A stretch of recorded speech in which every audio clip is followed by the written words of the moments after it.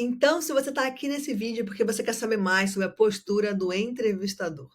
E vamos lá falar sobre isso, porque aqui a gente tem o papel da gente mesmo, né?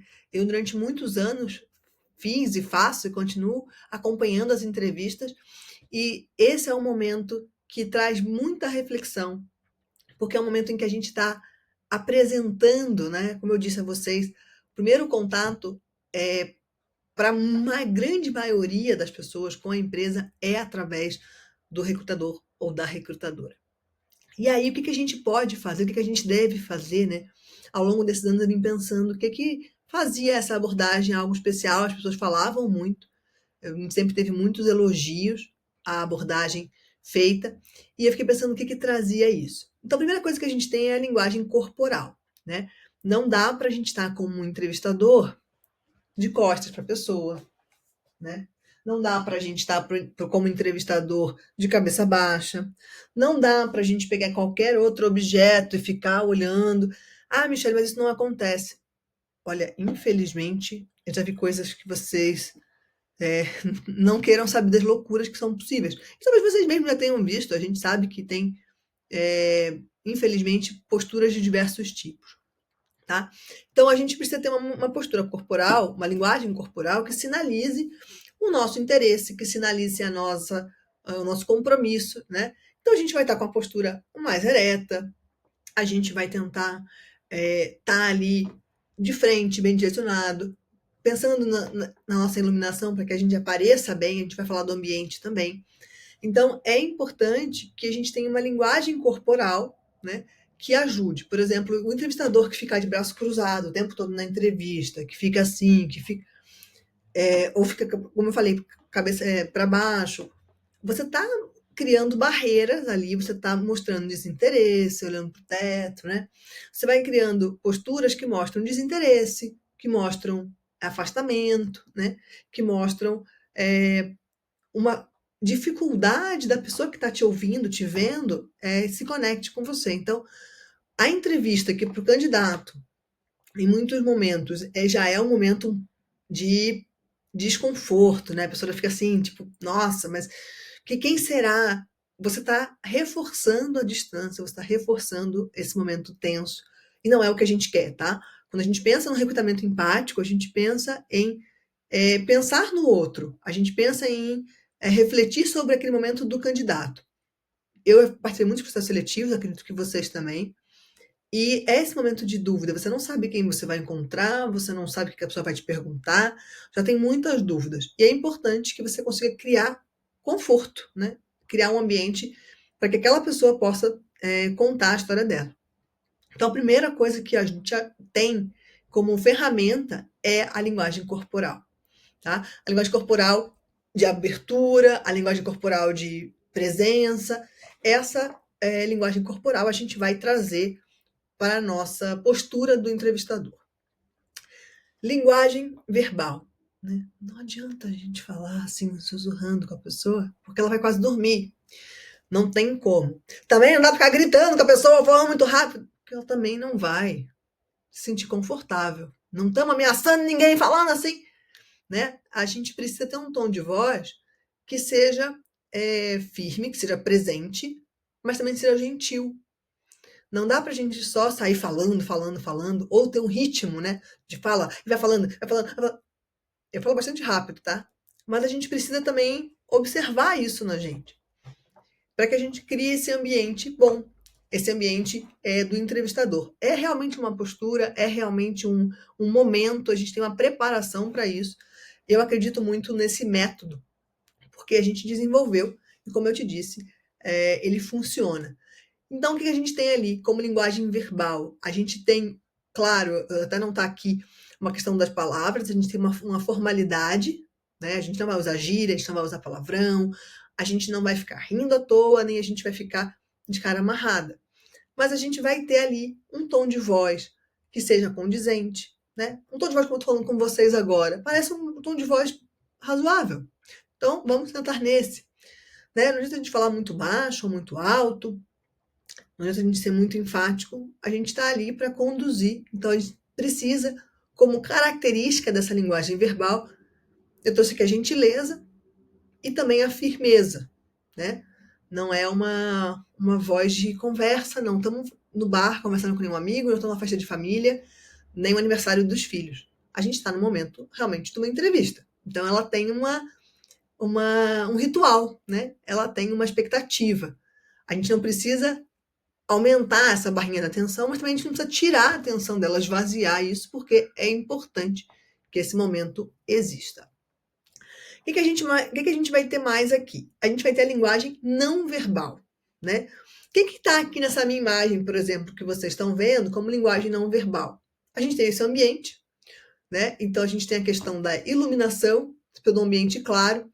Se você está falando uma entrevista com alguém por vídeo e a pessoa não está te vendo, temos um problema, né? Temos um problema.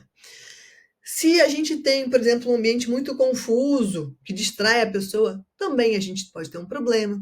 Se a gente tem um espaço em que fica passando gente por trás, a gente também tem um problema. Um problema de privacidade, né? Um problema sobre aquele momento não estar sendo contemplado com seu respeito devido. Como eu falei, a gente não vai criar uma dinâmica ou toda uma atmosfera de tensão, mas a gente não vai também tirar a relevância desse momento, que, como eu disse, é o momento mais esperado por muitos dos candidatos. Então a gente precisa ter isso de forma condizente. E uma outra coisa que é muito importante, eu vou dar daqui um pouco da psicologia das cores, que é a questão visual. Que cores a pessoa vai estar vendo? Michele, mas você pensa até nisso? Pensa nas cores, que cor de roupa você vai usar? Penso. Por quê?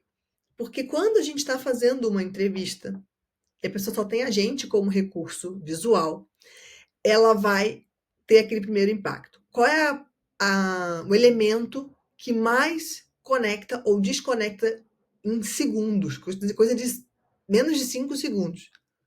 As cores.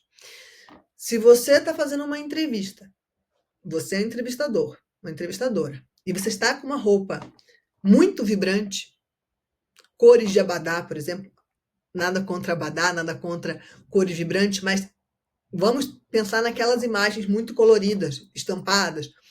Numa entrevista em que a pessoa está precisando se concentrar para falar algo sobre ela, aquilo vai gerar um afastamento.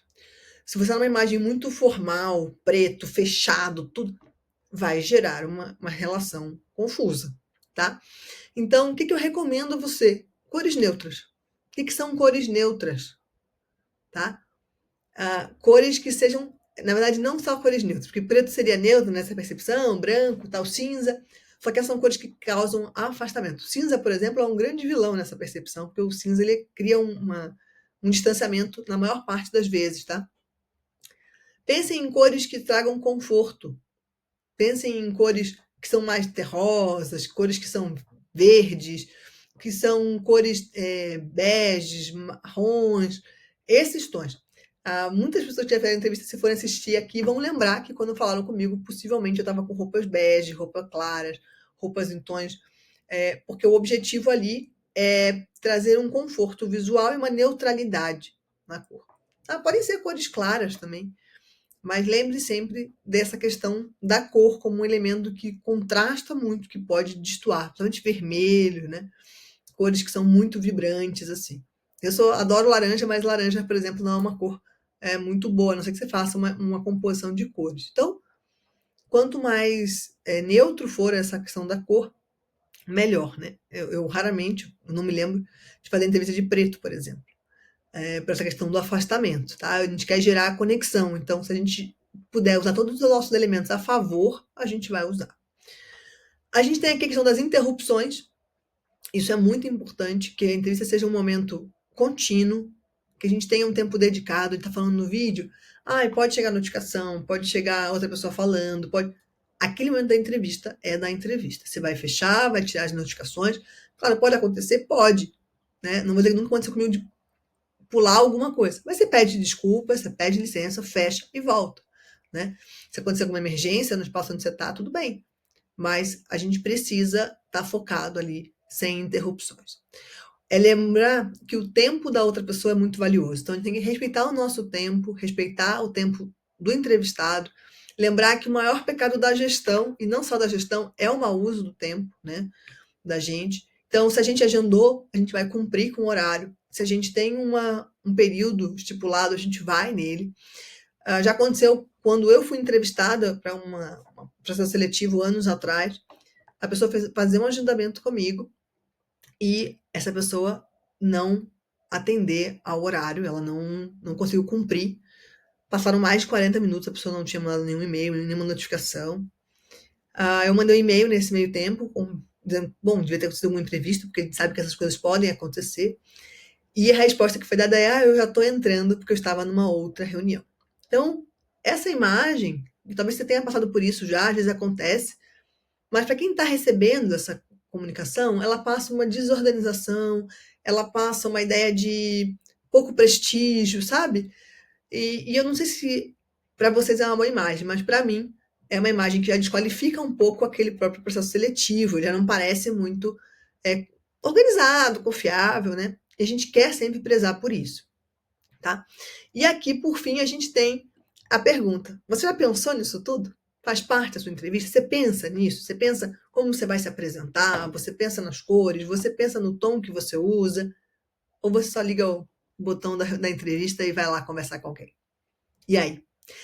Fica para você pensar sobre esse módulo e a gente se veja já na próxima pílula para falar mais sobre as entrevistas e as dicas que podem fazer do teu papel como entrevistador e entrevistadora ser assim o diferencial do teu processo seletivo. Te aguardo no próximo vídeo.